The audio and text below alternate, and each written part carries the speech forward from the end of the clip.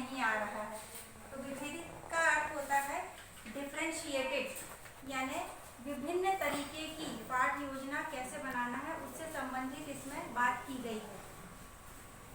तो विभेदीकरण एक ऐसी प्रक्रिया है जिसमें प्रत्येक विद्यार्थी की जरूरतों का और उसकी क्षमताओं को पहचान कर उसके अनुसार उन्हें पढ़ाने का कार्य किया जाता है। इसमें बालक के व्यक्तिगत सीखने की शैलियों का, उसकी रुचियों का विशेष ध्यान रखा जाता है कि वह किन आधारों पे किन चीज़ों को अच्छी तरह से समझ सकता है और कुशलता के साथ सीख सकता है। अब ये महत्वपूर्ण क्यों है? क्योंकि अलग अलग क्षमताएं और अलग अलग रुचियां व्यक्ति के सीखने की ज़रूरत उसकी शैली के अनुसार की जाती है। विभेदीकरण में करना आवश्यक इसलिए भी है क्योंकि कई विद्यार्थी तीक्ष्ण बुद्धि के होते हैं, कई विद्यार्थी स्लो लर्नर होते हैं और कुछ विद्यार्थी ऐसे होते हैं जो एवरेज सीखने की गति को लिए होते हैं। तो हर एक विद्यार्थी की क्षमताओं का आकलन करते हुए शिक्षक को उनकी सीखने को सहज बनाने के लिए विभेदीकरण की पाठ्य योजना तैयार करनी होती है। तो यह कब किया जाना चाहिए? तो विभेदीकरण की पाठ्य योजना सामान्यतः हर पाठ के लिए अलग अलग तरीके से योजना तैयार की जानी चाहिए और यह गतिविधि पूरे वर्ष भर चलनी चाहिए। विभेदीकरण पाठ्य योजना बनाने का कार्य किसका होता है? ऑब्वियसली, जैसा हम पहले भी देख चुके हैं, जितनी भी पाठ्य योजनाएं बनाना है या गतिविधि का निर्धारण करना है, इसका पूरा उत्तरदायित्व शिक्षक का होता है, पर साथ में यह ध्यान रखते हुए कि विद्यार्थी की क्षमताएं और रुचियां किस तरीके की हैं। कुछ करके सीखना चाहते हैं, कुछ दूसरों का ने जो किया है उसको देखकर सीख जाते हैं और कुछ समझाने पर सीख जाते हैं। तो सबके सीखने की गति अलग अलग होती है। यह किस प्रकार किया जाना चाहिए? पेज नंबर है 64। आगे जाइए, ऊपर जाइए सर। हाँ, और आगे ऊपर नहीं, नीचे चलिए सर। नहीं सर, अलग पेज नंबर दिए हैं और अलग में आए हैं वो अलग पेज नंबर आए इसमें नीचे और नीचे। हाँ, विभेदित शिक्षा के 3 मुख्य चरण हैं। 3 मुख्य चरण यानी किस तरीके 3 स्टेप के थ्रू हमको ये कार्य करना है। पहला चरण है अपने विद्यार्थियों को जानना। भले ही हमारे पास एक समय में एक कक्षा में 40 विद्यार्थी होते हैं, लेकिन हमको प्रत्येक की व्यक्तिगत रुचियों को जानने की कोशिश करनी चाहिए। दूसरा चरण है विभेदीकरण की सही विधि का उपयोग करना। सही विधि का उपयोग करके योजना बनाना। कोई भी काम बिना योजना के नहीं बनता है। जब हमने बच्चे की रुचि जान ली कि वो खेल के सीखना चाहता है, तो उसे खेल विधि का लेसन दें हम। यदि हमने जान लिया बच्चा करके सीखना चाहता है, तो उसको खिलौने बनाने दें, उसमें मिटाने दें, फिर वो सीखेगा कि इसका निर्माण कैसे किया जाता है। तो विद्यार्थी को जब हम जान पाएंगे तब हम उसके अनुसार उसका शिक्षण और सीखने की विधि को आगे बढ़ा पाएंगे। इसका अगला चरण है विभेदित निर्देशों का निष्पादन करना, यानी जो हमने योजना बनाई है उस योजना को कार्य रूप प्रदान करना। आगे देखें, विभेदीकरण के चरण 2 पे आइए। विभेदीकरण की सही विधि चुनना। सही विधि जो हम चुनेंगे वो कंटेंट के आधार पे। कंटेंट यानी होता है जो चीज़ हमें बच्चों को पढ़ाना है, विषय वस्तु। जो विषय वस्तु हम विद्यार्थियों को देना चाहते हैं उस विषय वस्तु का पहले स्वयं गहन अध्ययन करें और फिर उसका विधि बनाएं कि हम किस तरीके से सरल करके इस चीज़ को बच्चों के मस्तिष्क तक पहुंचा सकते हैं। दूसरा इसका है प्रक्रिया के आधार पर विभेदीकरण। कई बार कुछ चीज़ें ऐसी होती हैं जो सिर्फ हम पढ़ के सीख सकते हैं, कुछ चीज़ें करके सीखते हैं। तो किस प्रोसेस को, किस क्रियाविधि को हम अपना रहे हैं वो हमारी प्लानिंग के अंतर्गत होना चाहिए। तीसरा बिंदु जो इसका है वो है उत्पाद, मतलब हम हमारे विद्यार्थियों में क्या अपेक्षित कार्यों की हम क्या कार्य उनसे करवाना चाह रहे हैं। तो हमारा यानी उत्पाद क्या होगा कि बच्चा ये करने के बाद क्या चीज़ सीख पाएगा। जैसे मॉडल बनाना या चार्ट बनाना या ड्रामा के रूप में किसी कहानी को कर पाना या डायलॉग डिलीवरी करवाना, ये सब उत्पाद के अंतर्गत आएंगे जो हम बच्चों को सिखाना चाह रहे हैं। फिर अगला है कंटेंट के आधार पर विभेदीकरण करना। कई बार ये होता है कि कंटेंट की का जो लेवल रहता है वो बच्चों के माइंड लेवल से थोड़ा सा ऊंचा रहता है। हर बार ये माना जाता है कि बच्चा पिछली कक्षा से जो पढ़कर आया है उसके आगे की चीज़ हम पढ़ाएं, पर कुछ बाधाएं रहती हैं जो बच्चों को पिछली कक्षाओं में पूरा ज्ञान हासिल करने में सक्षम नहीं बनाती हैं। तो कई बार हमको ऐसा करना पड़ता है कि पिछली कक्षाओं की चीज़ों को भी हम बच्चों को कक्षा में बताएं। जैसे 9वीं कक्षा के विद्यार्थी हैं, हम उनसे अपेक्षा रखते हैं कि वह पूरा वाक्य पढ़ पाएगा, अंग्रेजी में भी और हिंदी में भी, पर जब नहीं पढ़ पा रहा है तो हमको पिछली कक्षाओं का ज्ञान भी उन्हें देना पड़ता है और पिछली कक्षाओं में पढ़े गए शब्दों के अर्थ भी बताने पड़ते हैं। तो कंटेंट के आधार पर भी हमको हमारे प्लान को विभेदित या डिफ्रेंशिएट करना पड़ता है। इसमें उदाहरण क्रमांक 2 जो दिया हुआ है वह दिया है कि कक्षा 7वीं में अंग्रेजी विषय में जब बच्चे को पढ़ने के लिए कंटेंट दिया गया तो ये पाया गया कि कुछ बच्चे सिर्फ सरल शब्दों को पढ़ पा रहे हैं, कुछ बच्चे पूरा वाक्य पढ़ पा रहे हैं। तो जो सरल शब्दों को पढ़ पा रहे हैं उनको उस कक्षा के लेवल की पुस्तक अवेलेबल करवाई गई, जो सेंटेंस पूरा पढ़ पा रहे हैं उनको उस कक्षा की यानी कक्षा 6वीं के वाक्यों को या कक्षा 4वीं के विद्यार्थी के लेवल पर है तो उस स्तर की पढ़ाई उनको उपलब्ध कराई गई ताकि वह धीरे धीरे कवर करके वर्तमान कक्षा में के स्तर तक पहुंच जाए। अगला है प्रक्रिया के आधार पर विभेदीकरण। अच्छा, इसके पहले इसमें ध्यान दें करके लिखा है कि एक ही कक्षा में शैक्षणिक तत्परता का अंतर बहुत ज़्यादा है तो अतिरिक्त कक्षाओं का आयोजन करके कंटेंट की पूर्ति करना चाहिए ताकि अन्य बच्चों का नुकसान ना हो या जो बच्चे बहुत पीछे रह गए हैं उनको हम अन्य बच्चों के समान लाकर खड़ा कर सकें। तो उसके लिए हमें अतिरिक्त कक्षाओं का आयोजन भी करने की सलाह दी गई है।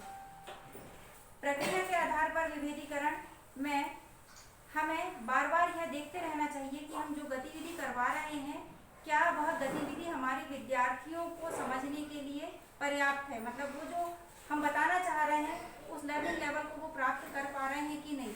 यदि नहीं कर पा रहे हैं तो हमको सहयोगात्मक शिक्षण करके, उत्कृष्ट विद्यार्थियों के साथ सहयोगात्मक शिक्षण करके, अन्य विद्यार्थियों को स्पष्ट निर्देश देकर और कुछ विद्यार्थियों को मॉडलिंग करके हमें ये बताना पड़ेगा कि किस तरीके से हमको उन्हें अन्य विद्यार्थियों के समकक्ष लाए हैं। कई बार ऐसा होता है जैसे स्टैटिस्टिक्स में समय अंतराल वाली सारणी बनाई जाती है।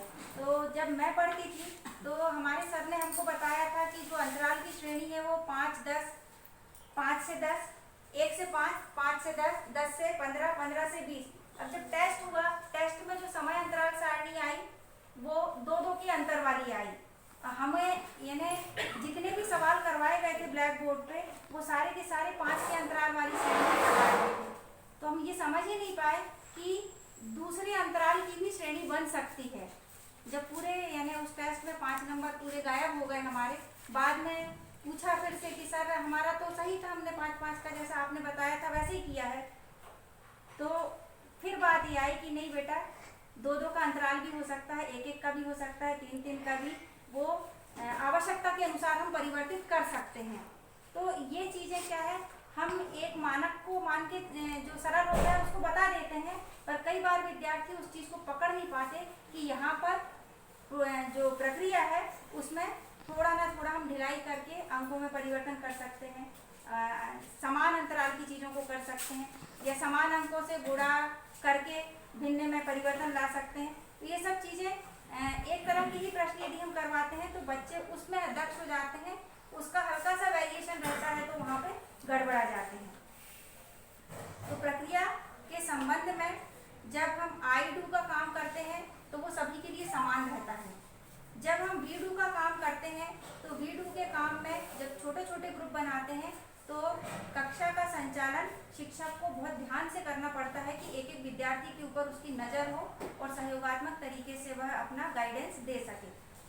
और आप करें के लिए ये जो उत्पाद जो निकल के आता है कि बच्चा मॉडल बनाने में सक्षम हो पाएगा, चार्ट बना पाएगा, तो वह काम भी हमको विद्यार्थियों के लिए विभेदीकरण वाले पाठ योजना को अपने पढ़ाने के तरीके में शामिल करके उपयोग करना चाहिए। चरण 3 में देखें सर, कक्षाओं में विभेदित निर्देशों को क्रियान्वित करना। तो डिफरेंशिएटेड इंस्ट्रक्शंस, अलग अलग ग्रुप के लिए अलग अलग इंस्ट्रक्शंस हो सकते हैं। कुछ विद्यार्थियों को जहां हम पतंग बनाना सिखा रहे हैं, कुछ को नाव बनाना सिखा रहे हैं, कुछ को जहाज बनाना सिखा रहे हैं, तो सबके लिए इंस्ट्रक्शंस अलग अलग होंगे और वो जो विभेदित इंस्ट्रक्शंस हैं वो अलग अलग समूह के लिए दिए जाने चाहिए, वो एज ए होल नहीं दिए जाने चाहिए। दूसरी बात, समूह निर्दिष्ट करें, जो बोल रहे हैं कि ग्रुप में इंस्ट्रक्शन दें। अगला है भौतिक स्थान का प्रबंध करें। ये ना हो कि बहुत कंजस्टेड माहौल में बच्चे बैठे हों और वो अपना काम तरीके से कर नहीं पा रहे हों या आपस में चर्चा नहीं कर पा रहे हों, इसलिए उनको पर्याप्त जगह की उपलब्धता करवाना भी शिक्षक का दायित्व होता है। अगला है विद्यार्थियों की प्रगति पर नज़र रखना। ऐसा ना हो कि जब हमने कक्षा आरंभ किया था तब का विद्यार्थी का स्तर और कक्षा खत्म करने के बाद का स्तर समान हो, उसमें कुछ ना कुछ एनरिचमेंट होना जरूरी है, तभी हमारा उस कक्षा को लेने का वो जो समय है वो सफल माना जाएगा। अगला है विभेदीकरण की योजना बनाते समय और उसे क्रियान्वित करते समय ध्यान रखने हेतु प्रमुख सिद्धांत हैं। एक तो ये कि जो पाठ्यक्रम है वर्तमान बुद्धिलब्धि से उच्च गुणवत्ता वाला होना चाहिए, क्योंकि जो सीखा जा चुका है उसका रिवीजन करने से कोई बार बार रिवीजन करने से कोई फायदा नहीं है, हमें उन्हें नई चीज़ें देना है। सतत आकलन, विद्यार्थियों का कंटिन्यूअस असेसमेंट होना चाहिए कक्षा के अंदर भी और कक्षा के बाहर भी, ताकि हम उसकी रुचियों को अच्छे से जान सकें। कक्षा के अंदर हम रुचि उनसे पूछ सकते हैं और कक्षा के बाहर हम देख सकते हैं कि वह किन गतिविधियों में अपने आप को इन्वॉल्व रख रहा है। सम्मानजनक कार्य, जब हम किसी बच्चे को या समूह को कोई कार्य आवंटित करते हैं तो ऐसा ना हो कि कुछ बच्चों को मॉडल बनाने का कार्य दे दिया और कुछ बच्चों को हमने याद करने का काम दे दिया। तो याद करने वाला जो काम है वो नज़र नहीं आएगा, मॉडल बनाने वाला काम नज़र आएगा। तो जो याद करने वाले बच्चे हैं उनको लगेगा कि क्या हम में ये योग्यता नहीं थी कि हम भी बना सकते। तो जो कार्यों का विभाजन जब हम करते हैं समूह में, वो बराबर स्तर का होना चाहिए। समुदाय का निर्माण करना मतलब जहाँ हर तरीके के बच्चों का सम्मान होना चाहिए, जो सीख चुके हैं उनका भी, जो सीखने की प्रोसेस में है उनका भी, और जिन्होंने कुछ नहीं सीखा है उनका भी। ऐसा ना हो कि जो सीख गए हैं वो बच्चे कम सीखे वाले बच्चों को चिढ़ाएं या उनकी हंसी उड़ाएं। सभी को एक दूसरे के बुद्धिलब्धि का सम्मान करने का भाव उनको सिखाना होगा। समूह में लचीलापन होना चाहिए। जो हम समूह बनाते हैं, जरूरी नहीं है कि एक बार जो समूह बना दिया वो परमानेंट आपका साल भर के लिए हो गया। हर पाठ के लिए जब हम अलग गतिविधि आयोजित कर रहे हैं तो हर बार नया समूह का निर्माण करें। अब ये विभेदीकरण का मतलब जो दिया गया है चार्ट का, इसमें ये दिया गया विविधता और भिन्नता को महत्व देना। हर बच्चे में विविधता होती है, हर बच्चा भिन्न तरीके से सीखता है और उसके सीखने के लिए जो हमने योजना निर्धारित किए हैं तो वो बस सीख पा रहा है कि नहीं, उसको हम महत्व दें। इसका ये कतई मतलब नहीं है कि यदि बच्चा किसी विषय विशेष में कम अंक हासिल कर रहा है तो या कमज़ोर है तो हम उनका एक अलग समूह बना दें। जैसा कुछ कई बार हम लोग कर देते हैं कि अच्छे अंक वालों का एक सेक्शन बना दिया और कम अंक प्राप्त करने वाले बच्चों के लिए अलग सेक्शन बना दिया।